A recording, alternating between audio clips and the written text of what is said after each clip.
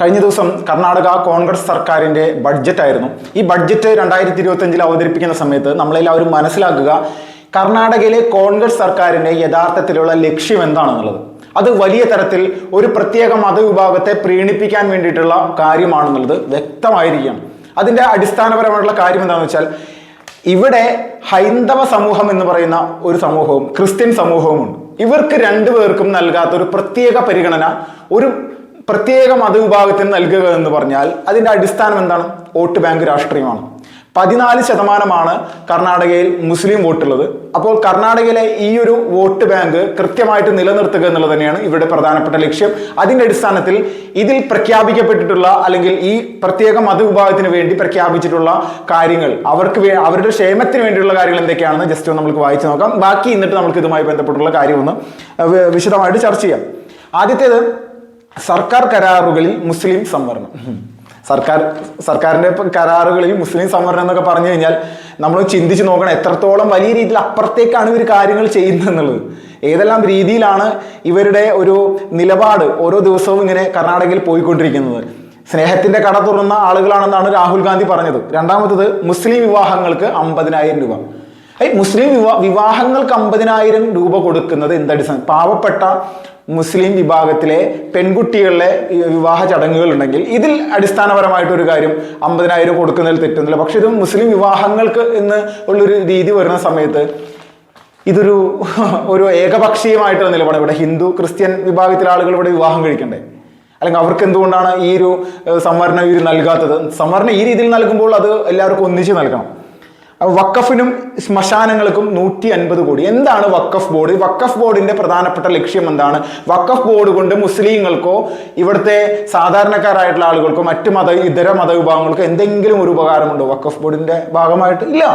വഖഫ് board വലിയ രീതിയിൽ തന്നെ അവരുടേതാണെന്ന് അവർ ചിന്തിക്കുന്ന പ്രദേശങ്ങൾ നെഹ്റുവിന്റെ കാലഘട്ടത്തിൽ ഉണ്ടാക്കിയെടുത്തിരിക്കുന്ന നിയമങ്ങളുടെ അടിസ്ഥാനത്തിൽ ഇന്ത്യ മഹാരാജ്യം മുഴുവനും വിലക്ക് വാങ്ങിക്കുന്ന തരത്തിലേക്ക്, പിടിച്ചെടുക്കുന്ന തരത്തിലേക്കുള്ള നിലപാടുമായിട്ടാണ് വഖഫ് ബോർഡ് പോകുന്നത്. ഈ വഖഫ് ബോർഡിനെതിരെ ഇപ്പോൾ കേന്ദ്ര സർക്കാർ ഈ മാസം അവസാനത്തോടു കൂടി അല്ലെങ്കിൽ അടുത്ത മാസമായിട്ട് ഇതിന്റെ ബില്ല് പാർലമെന്റിൽ പാസ്സാക്കാനുള്ള തീരുമാനത്തിലാണ്.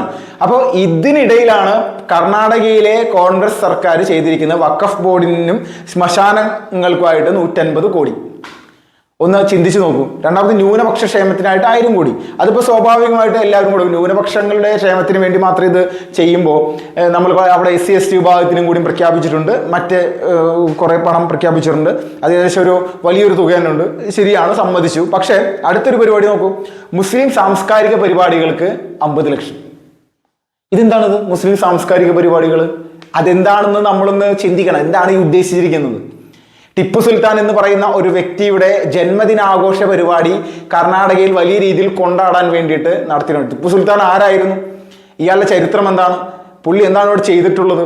കേരളത്തിലേക്ക് ടിപ്പു സുൽത്താൻ വന്നിരിക്കുന്ന ഒരു അടിസ്ഥാനപരമായിട്ടുള്ള കാര്യങ്ങൾ നോക്കുമ്പോൾ 100 കണക്കിന് അല്ലെങ്കിൽ 1000 ക്ഷേത്രങ്ങളാണ് ഈ ടിപ്പു സുൽത്താൻ ഇവിടെ തകർത്തിട്ടുള്ളത്.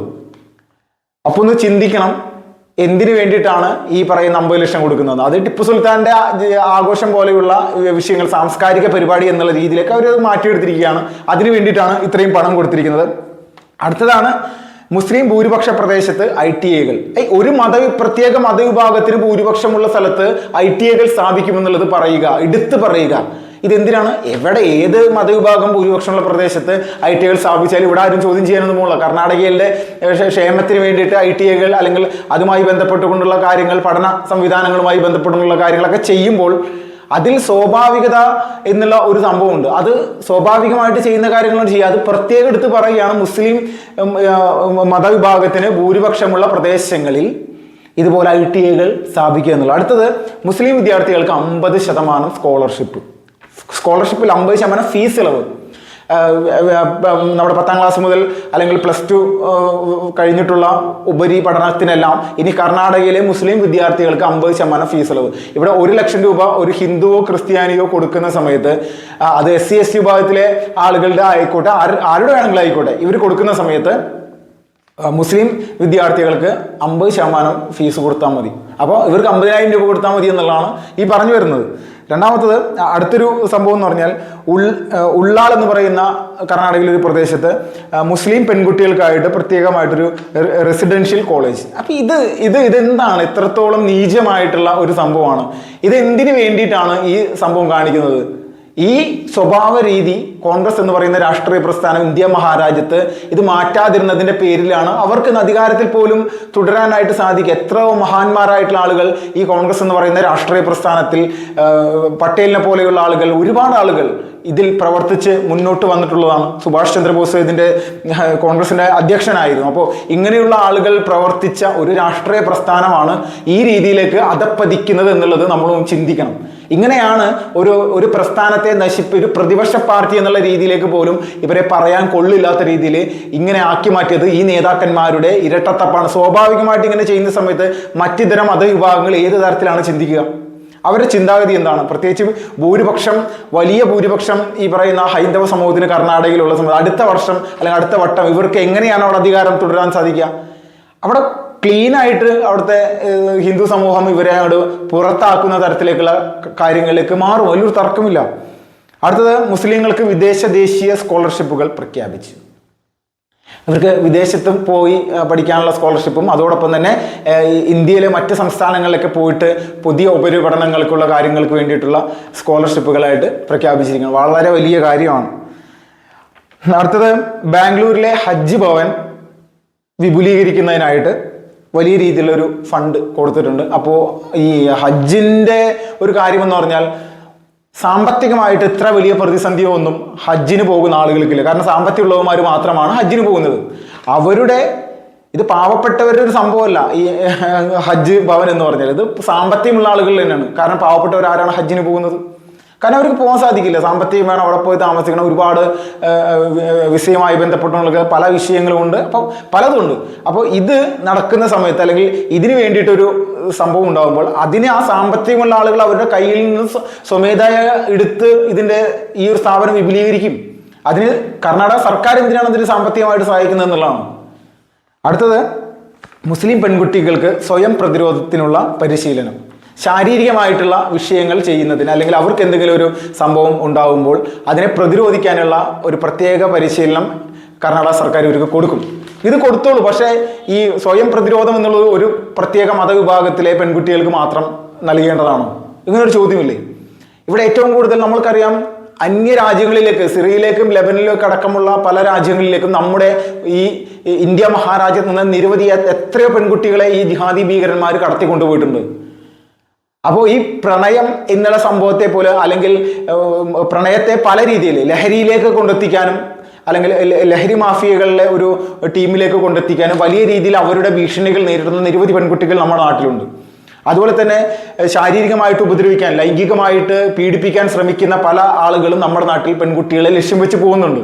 അപ്പോൾ ഇവരൊക്കെ ഇവരുടേതായിട്ടുള്ള രീതിയിൽ മുന്നോട്ട് വരുത്തും. ഇവരൊക്കെ പ്രതിരോധിക്കാനുള്ള ഒരു പരിശീലനമാണ്. അത് എല്ലാവർക്കും വേണം. ഒരുപോലെയാണ് ഇത് ചെയ്യേണ്ടത്. ഒരു പ്രത്യേക മതവിഭാഗത്തിന് വേണ്ടി മാത്രം ചെയ്യേണ്ടതാണ്. ഇതാണ് ഇവർ ചെയ്തുകൊണ്ടിരിക്കുന്നത്. അപ്പോൾ ചിന്തിച്ച് നോക്കണം. ലവ് ജിഹാദ് പോലെയുള്ള ഒരു വലിയ ഭീകരമായിട്ടുള്ള സംഭവം നമ്മുടെ നാട്ടിൽ നടക്കുന്ന ഒരു കാലഘട്ടത്തിലാണ് നമ്മളിന്ന് ഇവിടെ ജീവിക്കുന്നത് എന്നുള്ളത് നമ്മളൊന്ന് മനസ്സിലാക്കുക. മറ്റൊരു കാര്യം, ഉറുദു സ്കൂളുകൾക്ക് 100 കോടി. ഇമാമുകളുടെ ശമ്പളം വർദ്ധിപ്പിക്കും. ഇമാമുകളുടെ ശമ്പളം വർദ്ധിപ്പിക്കാൻ വേണ്ടിയിട്ടുള്ള കലാപരിപാടിയാണ് ഇപ്പോൾ നടക്കുന്നത്. ഇമാമുകൾ ഈ ശമ്പളം വർദ്ധിപ്പിക്കാൻ വേണ്ടി ഇത് സാധാരണ സ്കൂളുകളിലോ ആശാ വർക്കർമാർക്കൊക്കെ ഈ പറയുന്ന ശമ്പളം വർദ്ധിപ്പിക്കുക എന്ന് പറഞ്ഞു കഴിഞ്ഞാൽ അതിലൊരു സംഭവമുണ്ട്. ഇത് എല്ലാ ജനങ്ങളുടെയും പണമാണ് ഈ കെടുക്കുന്നത്. ഇവരെടുക്കുന്ന എല്ലാ മതവിഭാഗങ്ങളുടെയും പണമാണ്. പ്രത്യേകിച്ച് ഈ ഹിന്ദുക്കളായിട്ടുള്ള ആളുകളുടെ ഭൂരിപക്ഷം വരുന്ന ഒരു സംസ്ഥാനം എന്നുള്ള നിലയിൽ ഏറ്റവും കൂടുതൽ അവിടെ നികുതി അടക്കുന്നത് ഹൈന്ദവ സമൂഹമാണ് കർണാടകയിൽ. ഒരു സംശയമില്ല. അപ്പോൾ ഈ കർണാടകയിലെ ഹൈന്ദവ സമൂഹത്തിന് അവിടെ ക്ഷേമമില്ലേ? അവരുടെ കൂടി പണം എടുത്തിട്ട് ഇമാമുകൾ, ഇസ്ലാം മത പണ്ഡിതന്മാരുടെ അല്ലെങ്കിൽ ഇതുപോലെയുള്ള ആളുകളുടെ ശമ്പളം വർദ്ധിപ്പിക്കാനായിട്ട് ഒരു സർക്കാരിന് എങ്ങനെ സാധിക്കുന്നു എന്നുള്ളതാണ് നമ്മൾ ചിന്തിച്ച് നോക്കണം. അപ്പോൾ ഇതാണ് ഇവന്മാരുടെ പ്രധാനപ്പെട്ട കലാപരിപാടി. അപ്പോൾ കർണാടകയിലെ കോൺഗ്രസ് സർക്കാർ ചെയ്തുകൊണ്ടിരിക്കുന്നത് ഇന്ത്യ മഹാരാജ്യത്ത് ഇത്രയും കാലത്തിനിടയിൽ ഒരു സർക്കാരും ചെയ്യാത്ത നടപടികളാണ്. കേവലം 14% സംഘടിതമായിട്ടുള്ള വോട്ടുള്ളതിൻ്റെ പേരിൽ, അവർക്ക് അധികാരത്തിൽ എത്താൻ സാധിച്ചതിൻ്റെ പേരിൽ ഒരു നന്ദി സൂചകം എന്നുള്ള രീതിയിലേക്ക് ഇങ്ങനെയുള്ള പണികൾ ചെയ്തുകൊണ്ടിരിക്കുകയാണ്. ഇവരാണ് പറയുന്നത് കർണാടകയിൽ സ്നേഹത്തിന്റെ കട തുറന്നു, മതേതരത്തിന്റെ മേലാളന്മാരാണ് ഞങ്ങളെന്ന്. അപ്പോൾ അവിടുത്തെ കർണാടകയിലെ ഹൈന്ദവ സമൂഹം ഒന്ന് ചിന്തിക്കുക. വോട്ട് ചെയ്തല്ലോ, നല്ല ഭംഗിയായിട്ട് അങ്ങ് വോട്ട് ചെയ്ത് കൊടുത്തിട്ടുണ്ടായിരുന്നല്ലോ കഴിഞ്ഞ നിയമസഭാ തെരഞ്ഞെടുപ്പിൽ. രാജ്യത്തിന്റെ പ്രധാനമന്ത്രി എത്രയോ ദിവസങ്ങളാണ് കർണാടകയിൽ ചെലവഴിച്ചത്. അപ്പോൾ രാജ്യത്തിന്റെ ക്ഷേമത്തിന് വേണ്ടി പ്രവർത്തിച്ചിട്ടുള്ള ഒരു പ്രധാനമന്ത്രിയുടെ നേതൃത്വത്തിൽ ഒരു ഇലക്ഷൻ പ്രചരണം നടത്തിയിട്ട് പോലും അവിടെ ബുദ്ധിയില്ലാത്ത ഹൈന്ദവ സമൂഹം ചെയ്ത കലാപരിപാടിയാണ് ഇതുപോലെയൊരു സർക്കാരിനെ അധികാരത്തിലെ സിദ്ധരാമയ്യ, ഇയാളെ സിദ്ധരാമയ്യ എന്നല്ല പറയണം, ഹാജി സിദ്ധരാമയ്യ എന്ന് പറയണം. തമാശ പറഞ്ഞില്ല, ഹാജി സിദ്ധരാമയ്യ എന്നുള്ള പേരിൽ മാത്രമേ ഈ പറയുന്ന അവിടുത്തെ മുഖ്യമന്ത്രി അറിയപ്പെടുകയുള്ളൂ. ഒരു തർക്കമില്ല.